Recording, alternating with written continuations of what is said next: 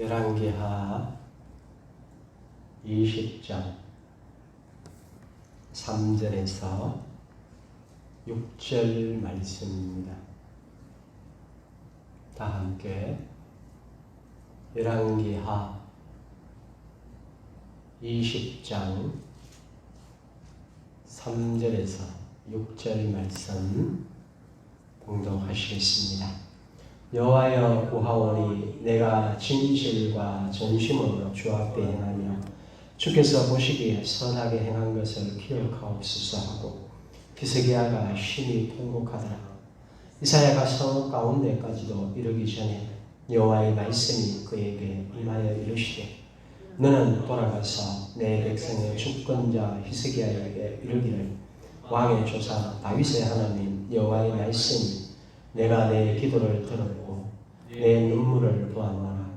내가 너를 낫게 하리니 내가 3일 만에 여호와의 성전에 올라가리고 내가 내 날에 15년을 더할 것이며 내가 너와 이 성을 아수르 왕의 손에서 구원하고 내가 나를 위하고 또 내 종 다윗을 위함으로 이 성을 보호하리라 하셨다 하셨다. 아멘.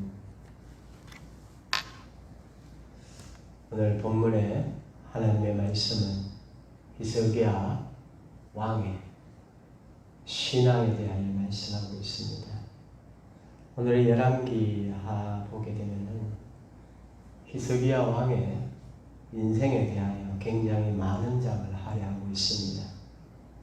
17장부터 시작해서 이 히스기야 왕, 이 왕의 삶에 대하여 많이 기록하고 있는데 이 히스기야 왕의 삶과 그 다음에 북이스라엘 멸망과 남유다의 강건한 삶 그리고 히스기야 왕의 인생이 같이 맞물려 돌아가는 것을 성경은 보고 있습니다.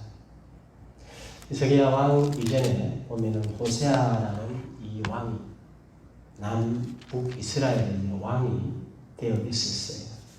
근데 이 히스기야 왕에 대하여 설명하기 17장에 보게 되면 쭉 나오는데 유다 왕 아하스 제11년에 엘라의 아들 호세아가 사마리아에서 이스라엘 왕이 되어 9년간 다스리며 이렇게 나오며 5절을 보니까 아수르 왕이 올라와 그 온 땅에 두루다니고 사마리아로 올라와 그곳을 3년간 에워쌌더라. 그리고 3년 뒤에 멸망을 시킵니다.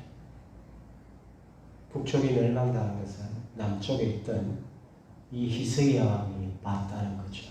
언제 봤는가? 왕으로서 등극하고 난 이후에 3년이 지났을 때 북쪽의 거대한 그 민족 아수르 왕이 북이스라엘을 침략하여서 전적으로 몰아넣은 것을 봤는데 3년 동안 수도를 포위하고 멸망시킨 것을 봤어요. 그러니까 다시 한번 보게 되면은 히스기야 왕이 등극하였을 때 아마 한 1년이나 2년 정도 지났을 때 전쟁의 징조가 보였고 그리고 파죽지서로 몰고 와서 3년 동안 사마리아라는 이 수도를 에워쌌는 것을 볼 수가 있는데 히스기야 왕 등극한 25살 나이에 등극을 했는데 그러니까 28 정도 전쟁에 완전히 패한 북이스라엘을 본다는 거죠. 근데 전쟁이 패했을 때 사마리아 이 수도에 먹을 것이 없어서 정말 비참한 상황이 됩니다.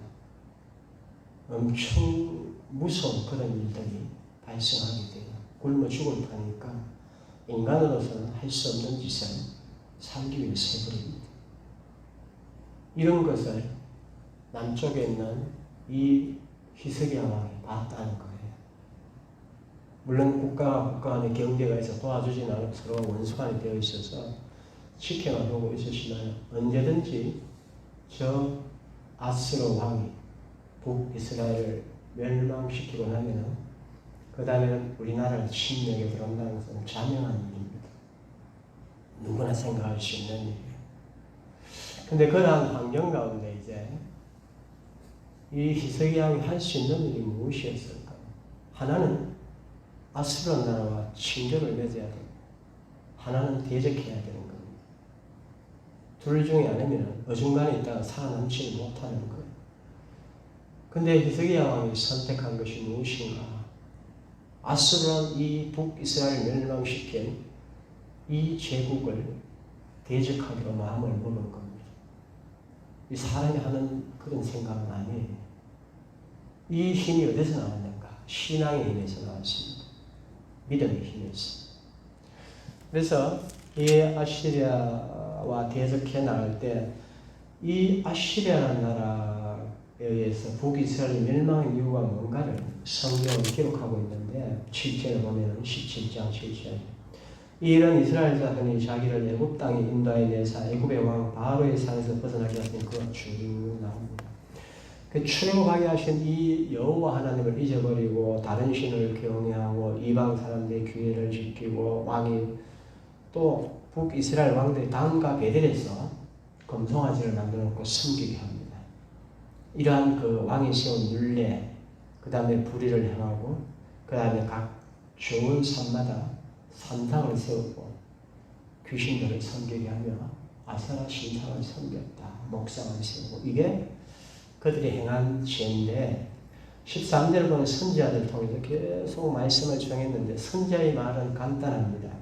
13절을 보게 되면 여호와께서 각 선지자, 각 선견자를 통해서 이스라엘과 유다의 지정하 이르기를 너희는 돌이켜 첫째는 회개하고 그 다음에 악한 길에서 떠나고 하나의 명령과 규례를 지키라. 이 말씀을 선지자들이 얘기했음에도 불구하고 이들이 듣지 않았어요. 그래서 23절을 보게 되면 여호와께서 그의 종 모든 선지자를 통해 하신 말씀들을 드디어 이스라엘을 그 앞에서 내쫓으시더라. 이스라엘의 고향에서 아수르에 사로잡혀가서 오늘까지 이르렀더라. 근데 이 히스기야 왕의 믿음에 대하여서 얘기를 하고 있는데 이 히스기야 왕의 믿음이 어떤 사람인가? 18장에 보면 이렇게 나옵니다. 호세아 왕 제3년에 유다 왕 아하스야도 히스기야 왕이 되었는데 이 사람이 29년을 다스렸어요. 29년을 다스렸는데 4절에 보면은 3절에 히스기야 그의 조상 다윗의 모든 행위와 같이 여호와 보시기에 정직하게 행하여 여러 산당을 제거하며 주상을 깨뜨려 아사라 목상을 죽이고 나옵니다. 근데 이 히스기야 왕은 젊은 날부터 신앙을 가지고 있었던 사람입니다. 갑자기 아수르 왕을 대적해서 믿음으로 내가 목숨을 걸고 국가의 영혼을 걸고 이 아시리아 나라 대적하겠다 이건 아니었어요. 그는 젊은 날부터 신앙을 가지고 있었고 왕이 되면서 북이스라엘이 멸망당하고 공격당하면서 멸망당해서 쫓기면서 그가 생각을 하기를 하나님을 버린 북이스라엘 선지자의 말을 버리고 회개하지 않고 그대로 끝까지 행한 그 모습을 봤을 때 무엇이 왜 멸망당했는가 이걸 생각했다는 겁니다. 왜 하나님의 자손들이 저 이방인들 손에 짓밟혔는가 이것을 생각을 했어요. 히스기야 왕은. 그래서 결단력을 내린 것이 무엇인가? 하나님께 맡기고 대적하여서 아수르 왕과 대적하겠다는 저 이방인 나라. 이게 믿음입니다. 성경에는 이러한 믿음들이 요소요소에 나옵니다. 다니엘이 사자굴 속에 들어가는 것도 그렇고 에스라 왕비가 그렇고 에스라 학자 에스라가 그렇고 모든 사람들이 이 믿음을 가지고 갑니다. 이 믿음을. 그 사람들이라고 인간적인 생각을 안 했겠느냐? 그렇지 않죠. 다 계산해 봅니다. 다 전략 예상해 놓고 계산을 하고 그때 뭐 수판 이스라엘은 다 튕겨가지고 계산해 봤는데 영적으로 이 아시리아랑 대적을 하면은 나라와 대적하면 파멸이에요. 볼 것도 없습니다. 전쟁하는 걸 봤거든요. 3년 동안 아시리아는 이 제국에 의해서 그때는 굶겨지겠거든요. 전쟁이 나면. 그래서 비참하게 멸망당하는 그 사마리아 수도 사마리아의 모든 족속들이 진짜 굶어 죽어가는 것을 본 사람이 이 히스기야가 어떻게 이런 결단을 할 수 있겠느냐 이 얘기입니다. 그래서 대적을 해나갔는데 결국 18장 13절을 보면은 히스기야 왕 14년에 아수르 왕 산헤립이 올라와서 유다의 모든 견고한 성읍들을 쳐서 점령하며 유다의 왕 히스기야가 라기스로 사람을 보내 아스로에게 이르되 내가 범죄하였나이다. 나를 떠나 돌아가셔서 왕이 내게 지우시고 내가 당하리다 하였더니 전 믿음으로 하나님을 의지해서 대적을 했는데 결과는 어떻게 되는가? 완전히 패망하시겠어요. 완전히 아스로라는 제국이 사마리아를 빈 수도를 둘러싸고 멸망시키기 때문에 똑같은 상황이 발생하는 겁니다. 예루살렘이 포위가 된 거예요. 포위가 돼가지고 죽을 지경이 돼요. 그래서 어떻게 했는가? 두 손 들었다는 겁니다. 어떻게? 하나님 버리고 유다왕 히스기야가 라기스로 사람을 보내 사신을 보내서 아수르 왕에게 이르되 내가 범죄하였다. 내가 잘못했다는 겁니다. 내가 잘못했으니 좀 그만 당신네 나라로 좀 돌아가 달라고 포위망을 걸고 진작에 이랬어야 되죠. 진작에 이랬어야 되는데 완전히 세상 말로 말하면 싹겁해나고 나서 이 일을 했다는 겁니다. 하나님을 버리고 세상의 임금을 섬겼다는 겁니다. 그런데 하나님이 이걸 두지 않아요. 왜? 히스기야가 한 일들을 알고 있고 그 다음에 깨닫게 하기 위해서 이런 환란을 들어온 거죠. 그래서 히스기야가 어떻게 하는가? 15절에 여호와의 성전과 왕궁 곳간에는 은을 다 주었고 그때 유다왕 히스기야가 여호와의 성전 문에 금과 자기가 모든 기둥에 입힌 금을 벗겨 모두 아수르 하여튼 성전에 있는 금도 그들을 위로하기 위해서 싹 다 모든 것을 다 벗겨냈다는 거예요. 금과 은, 돈이란 돈은 싹 다 벗겨낸 겁니다. 그래가지고 이 사람들에게 죽었다는 거예요. 근데 얘들이 다시 공격을 합니다. 인간적인 방법을 다 사용했는데 돌아가질 않아요. 그래서 어떻게 했을까요? 기도를 합니다. 기도를 하는데 19장 가면은 히스기야 왕이 듣고 그 옷을 찢고 굵은 면 들고 여호와의 성전에 들어가서 왕궁의 책임자 엘리야김과 서기관 셈나 제사장 장로들 굵은 별도 아모스 아들 선지자 이사야에게 보내네. 그들이 이사야에게 이르되 히스기야의 말씀이 오늘 환난과 죽음이 나옵니다. 그때 가서 완전히 인간적인 방법은 끝난 거예요. 이사야 선지자에게 사람을 보냅니다. 좀 도와달라고 한 거죠. 그리고 나서 어떻게 했는가? 이사야 선지자가 영을 가지고 얘기를 합니다. 실제 하나님의 말씀을 받아서 내가 한 영을 그의 속에 두어 그 소문을 듣고 그의 본국으로 돌아가게 하고 그의 본국을 그의 칼에 죽게 하리니 미래에 대한 예언을 하게 돼요. 그러고 나서 그 전쟁에서 18만 5천 명이 몰살당합니다. 하루 만에. 근데 이때 히스기야 왕이 굵은 베옷을 입고 성전에 들어가서 기도했을 때 어떤 마음을 먹고 기도했을까요? 검은 보화를 다 아시리아 왕에게 주었음에도 불구하고 이들이 와가지고 포위를 하고 막 너들 뭐 우리가 말을 몇 피를 죽어도 말 탈 사람 군사가 있나? 조롱을 하는 겁니다. 싸울 병사가 없다는 겁니다. 말을 주도 말을 타고 너희들이 나를 대적하여서 싸울 병사가 없다는 겁니다. 그렇게 조롱을 하면 너희들이 하나님 어디 있느냐? 그러면서 막 조롱을 하였을 때 그때 이 히스기야 왕이 성전에 굵은 회개를 한 거죠. 그때 기도하는 이 히스기야 왕이 어때 했느냐 이 얘기입니다. 하나님 보시기. 오늘 본문에는 그렇게 얘기하죠. 여호와여 구하오니 내가 진실과 전심으로 주 앞에 행하면 주께서 보시기에 선하게 향해서 기억하옵소서. 히스기야가 심히 통곡할 때 하나님이 5절에 내 기도를 들었고 내 눈물을 보았노라. 하여튼 이 아시리아 왕의 전쟁에서 그렇게 끝이 났어요. 근데 전쟁이 끝나고 나니까 평안이 왔는데 아마 히스기야 왕이 인간적인 그런 삶을 살았던 것 같아요. 성경에 나오지 않습니다. 성경에 나오지 않는데 이 아시리아 나라가 18만 5천 명이 가지고 있던 군량미가 어떠며 검은 보화가 어떠했겠어요? 그들이 이것들을 전리품으로 다 획득했는데 굉장했겠죠. 그런데 호사다마라고 병이 들어서 죽게 생긴 겁니다. 그래서 모든 일을 다 해봤는데 대책이 없어. 그래서 마지막에 또 어떻게 했느냐? 히스기야 왕이 낯을 벽으로 향하였다 이 얘기입니다. 또 옛날에 굵은 베옷을 입고 성전에 들어갔을 때처럼 그러나 또 기도합니다. 회개의 기도예요. 회개의 기도. 히스기야 왕의 신앙이 있었는데 현실의 삶에 있어서 이렇게 늘 흔들렸다는 겁니다. 그러나 그때마다 하나님 그를 버리지 않은 이유가 뭔가? 회개하고 기도했다는 겁니다. 회개하고 기도를 했다는 겁니다. 첫 번째도 그랬고 두 번째도 그렇고 그렇지만은 진짜 엄청난 상황에 처했었고 환난에 달해서 그 다음에 엄청난 복을 받았을 때 그가 인간적으로 가는 것을 하나님은 다 알고 있습니다. 인간은 우리의 마음은 원이지만 육신이 약한 것을 그래서 깨어있지 않으면 장성한 자의 신앙이 되어서 날마다 내가 영적으로 깨어있지 않으면 이렇게 넘어간다는 것을 성경은 얘기하고 있는데 예수님은 이 사건에 대해 동일하게 얘기했죠. 시험에 들지 않게 깨어있어 기도하라. 마음은 원이지만 육신이 약하다. 똑같은 영적인 원리입니다. 근데 그때마다 회개하죠. 그때마다 회개한 사람들에게 임하는 은혜가 뭡니까? 하나님이 눈물과 기도를 받다는 거예요.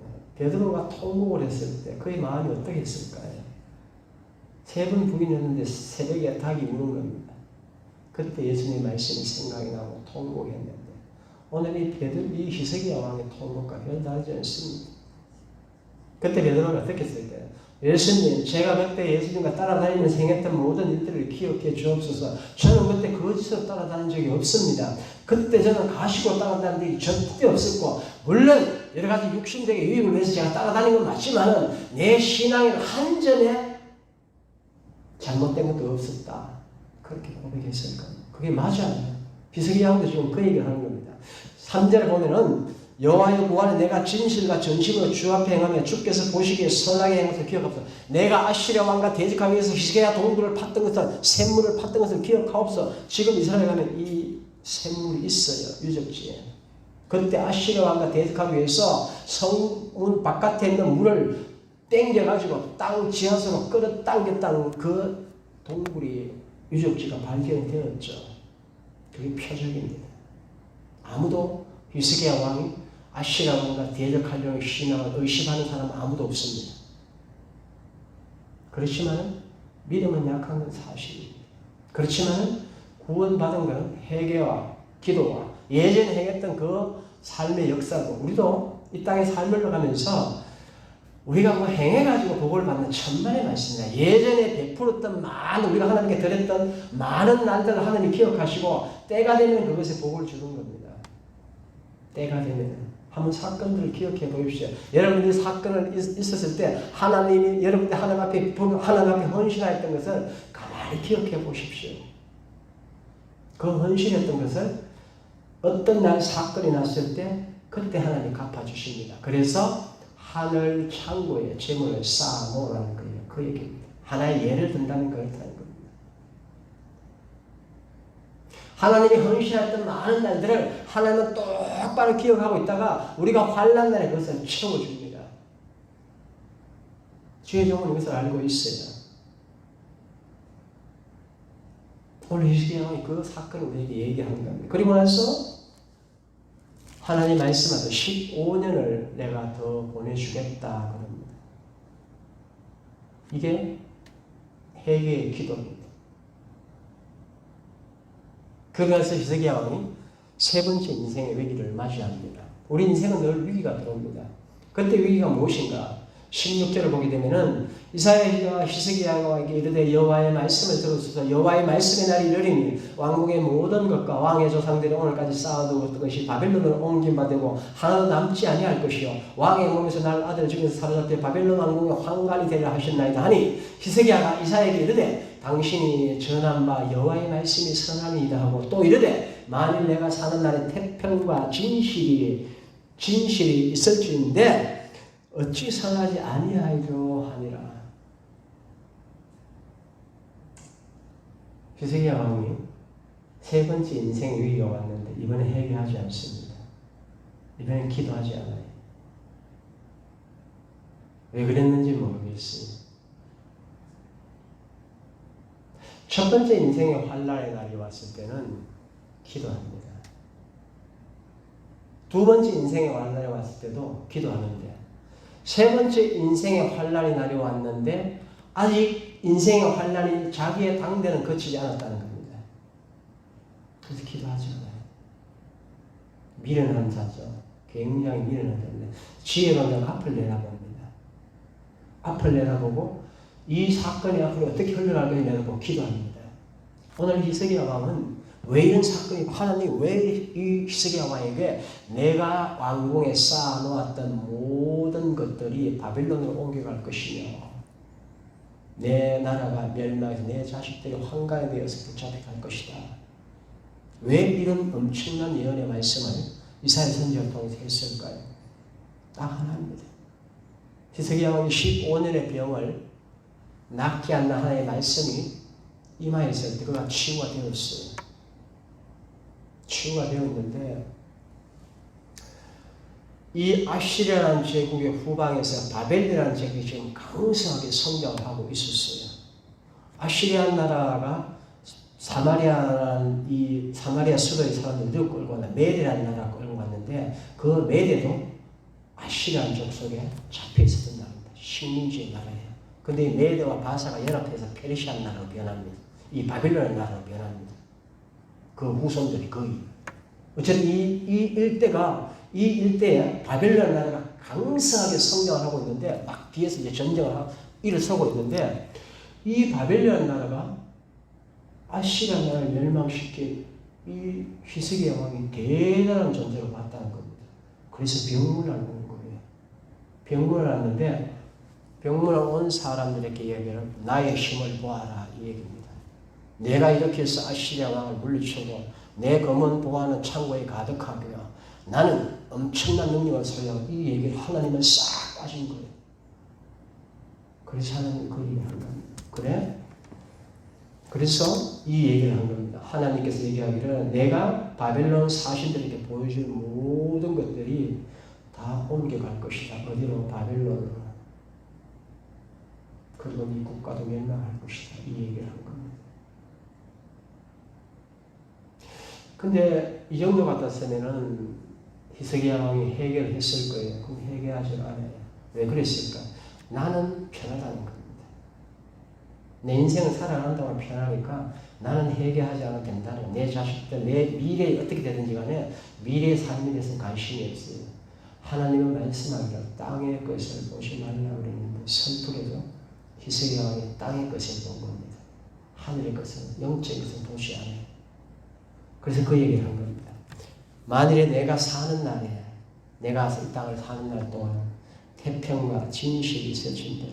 이사야 선지자의 말이 맞다는 겁니다. 그렇게 하세요. 오늘 보면 우리에게 무슨 말씀하는가? 기도에 대해서 말씀합니다. 회개와 기도에 대해서 그리고 지혜로운 삶에 대해서 얘기합니다. 우리가 하나님의 복을 받았을 때 예수 그리스도의 구원, 이 구약시대의 출애굽 사건입니다. 그리고 하나님의 은혜를 받아가지고 복을 받았을 때 하나님을 섬기면서 살아가다가 복을 받았을 때 절대 잊어먹으면 안 된다는 겁니다. 성경은 계속 얘기하는데 잊어먹지 말라는 겁니다. 제발 잊어먹지 말라는 겁니다. 하나님 베푸신 많은 은혜에 대해서. 그리고 기도하고 깨어서 나가자. 이것을 얘기합니다. 저는 히스기야 왕의 이 인생을 보면서 굉장히 슬퍼요. 자신은 복받는 삶을 살았지만 그가 기도했으면 과연 어떻게 되었을까? 변화되었을 겁니다. 왜 그랬을까? 다 볼래요? 20장 1절에 히스기야가 병들어 죽게 되면 아모스의 아들 선지자 이사야 그에게 나와 그에게 여호와의 말씀이 너는 집을 정비하라. 내가 죽고 살지 못하. 그때 벽을 향해서 기도했는데 하나님의 말씀이 분명히 이사야에게 임해서 말씀을 전했는데 히스기야가 통곡하고 기도할 때는 어떻게 합니까? 내가 너를 15년 동안 생명을 연장하겠다. 하나님의 말씀을 우리가 기도를 통해서 회개하고 기도하면 바꾸는 분입니다. 저주했다고 하지만 하나님이 반드시 바꿉니다. 그래서 우리가 기도할 수 있는 힘이 있다는 겁니다. 믿음이. 내 인생에 어떤 나쁜 짓을 하든지 간에 회개하고 돌아서면 하나님의 말씀을 저주의 모든 삶을 축복의 삶으로 변화시킨다는 겁니다. 이게 오늘 히스기야 왕에게 우리에게 주는 은혜입니다. 말씀을 붙들고 살아가실 때 기도하셔서 기도하시면 하나님의 복을 다 누리시고 변화시키는 그 복을 누리시고 평안하게 인생을 살아가시고 후대에 복을 나누어주는 귀한 인생을 살아가시도록 주님 이름으로 축원합니다.